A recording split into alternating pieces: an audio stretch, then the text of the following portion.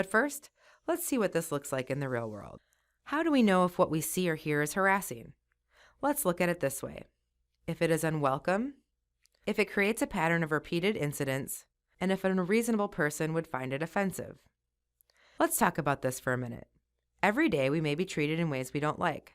How do we know if something we do is unwelcome? The easiest way to tell is how the other person reacts.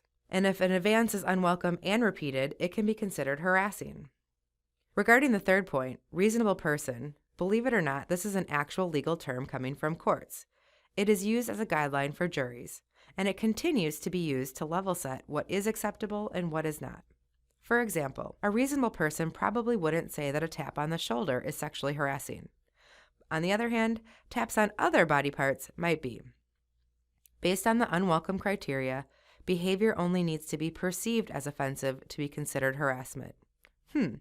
Does that mean you can get in trouble by accidentally, unintentionally harassing someone? Well, hopefully not after this training.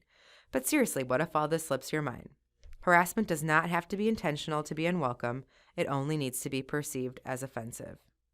So, in summary, what is important is that when a behavior is not welcome, it should not be repeated because it will probably become offensive. The best advice is to be aware of whether our behavior, especially when it is perceived as sexual in nature, is welcome or not. Good. Next, let's put these definitions to a test. Keeping those definitions of sexual harassment in mind, let's take a look at a few scenarios, like this one.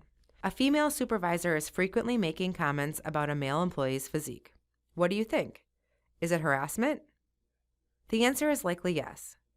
Why? Well, first of all, we have repeated verbal conduct, and the fact that a woman is making comments about a man has no bearing. Harassers and victims can be either sex, or same sex for that matter.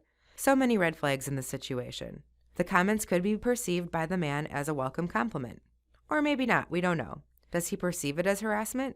If he does, then it is. And no response from him does not necessarily mean it's okay, right?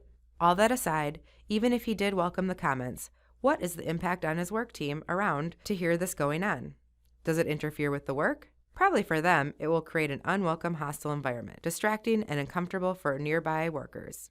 Let's try another one. Everyone should get this one. A similar scenario. A male supervisor makes frequent comments about a male employee's physique. Is this sexual harassment? What do we say about the sex of the harasser and the victim? Again, the answer is likely yes. Remember, the sex of the offender or the victim has no bearing, even if it is between two members of the same sex. What about this example? Two coworkers forward each other off-color jokes they receive in email. Is this harassment? The answer is probably. It's true. Both employees are engaging in similar behavior towards one another. But even so, this behavior is a risk. In what way? Because who knows when the emails will cross the line and become offensive to one or the other of them. Because of this, most workplace policies prohibit this kind of behavior electronically. Does it make it okay that the harassment happened through electronic communication? No, electronic communication is just another place it happens, and in fact, it is happening more and more.